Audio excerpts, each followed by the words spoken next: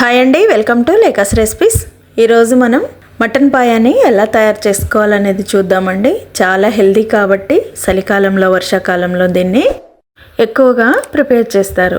ఇది తినడం వల్ల బోన్స్కి చాలా మంచిది కాబట్టి మెడిసిన్కి బదులుగా దీన్ని రెగ్యులర్గా తింటే మనకి చాలా హెల్ప్ అవుతుంది. ముందు వీడియోలోకి వెళ్ళిపోదాము. ముందుగా ఒక పెద్ద కుక్కర్ని తీసుకొని అందులోకి 4-5 టేబుల్ స్పూన్ల ఆయిల్ వేసుకోవాలి. వేసేసుకొని ఒక 2 పెద్ద సైజు ఆనియన్ని ఇలా చిన్న చిన్న ముక్కల్లాగా కట్ చేసుకొని వేసుకొని ఒక 4 పచ్చిమిర్చిని కూడా ఇలా నిలువుగా చీల్చుకొని వేసుకొని మంచిగా కలుపుకోవాలి. ఆయిల్ వేడెక్కిన తర్వాత మీడియంలోకి అడ్జస్ట్ చేసుకొని ఈ ఆనియన్ని పచ్చిమిర్చిని వేసుకొని మంచిగా కలుపుకోవాలి.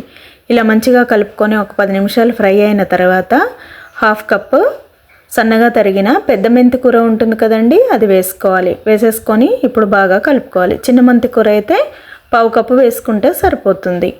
ఇప్పుడు ఇదంతా ఫ్రై అయిన తర్వాత 1/2 టీ స్పూన్ పసుపు, 1 టీ స్పూన్ సాల్ట్ వేసేసి మళ్ళీ బాగా కలుపుకోవాలి. ఇలా మంచిగా కలుపుకున్న తర్వాత ఆనియన్ అంతా కూడా బాగా ఫ్రై అయిపోతుంది కాబట్టి ఇప్పుడు ఇందులోకి 2 టీ స్పూన్ల అల్లం వెల్లుల్లి పేస్ట్ వేసుకోవాలి. వేసేసుకొని ఇప్పుడు ఈ అల్లం వెల్లుల్లి పేస్ట్ కూడా ఒక 2-3 నిమిషాల పాటు మంచిగా ఫ్రై అయ్యేలాగా ఫ్రై చేసుకోవాలి. ఇలా బాగా ఫ్రై అయిపోయిన తర్వాత ఇప్పుడు ఇందులోకి మనం ముందుగా క్లీన్ చేసి పెట్టుకున్న మేక కాళ్ళు ఇవి చిన్న చిన్న ముక్కల్లాగా కట్ చేయించుకోవాలి. వాళ్ళు కాల్చి కట్ చేసి ఇస్తారు. మనం వేడి నీళ్ళల్లో వేసేసి సాల్ట్ వేసి ఒక 15 మినిట్స్ అలాగా నానబెట్టేసి నీట్గా వాష్ చేసుకోవాలి. ఇవి ఒక 30 కేజీ వరకు ఉంటాయండి. వీటిని ఇలా వేసేసుకొని ఒక 2 టీ స్పూన్స్ సాల్ట్ వేసేసి బాగా ఫ్రై చేసుకోవాలి. పూర్తిగా ఫ్లేమ్ని ఇప్పుడు మీడియం నుంచి సిమ్లోకి అడ్జస్ట్ చేసుకోవాలి.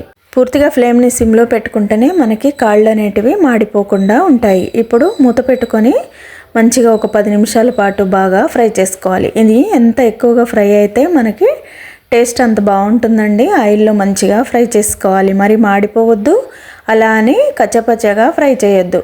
మంచిగా ఫ్రై చేసుకోవాలి. ఇలా బాగా ఫ్రై అయిపోయిన తర్వాత 1/2 కప్పు సన్నగా తరిగిన పుదీనాని కూడా వేసుకోవాలి. వేసుకొని ఇప్పుడు ఇది కూడా బాగా కలుపుకొని మూత పెట్టుకొని ఒక 5 నిమిషాల పాటు మంచిగా మగ్గనివ్వాలి.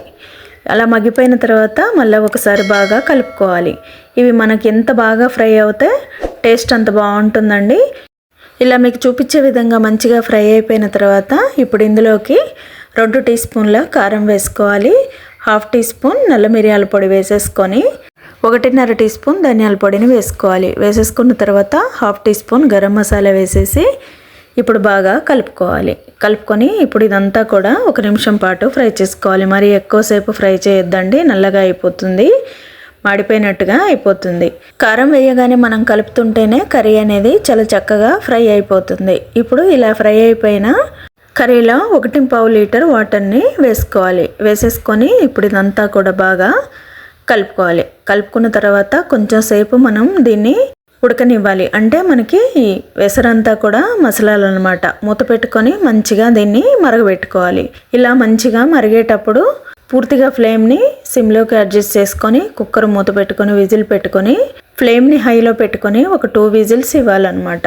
అలా 2 విజిల్స్ వచ్చిన తర్వాత ఇప్పుడు ఫ్లేమ్ని పూర్తిగా సిమ్లోకి అడ్జస్ట్ చేసుకొని ఒక 1 అవర్ తర్వాత మనం ఫ్లేమ్ ఆఫ్ చేసుకోవాలి. అలా చేసేసుకొని పూర్తిగా ఆవిరంతా పోయిన తర్వాత ఇలా మూత తీసి చూస్తే మనకి మటన్ పాయ రెడీ అయిపోతుందండి. చాలా బాగుంటుంది. మనం ఎంత ఎక్కువసేపు ఉడికించుకుంటే మనకి ఆ బోన్స్లో ఉన్న ఆయిల్ అనేది కర్రీలోకి వచ్చేస్తుంది. ఇప్పుడు ఈ కర్రీ తినడం వల్ల మనకి కాళ్ళ నొప్పులు అనేటివి ఎక్కువ రాకుండా మంచిగా హెల్ప్ చేస్తుంది.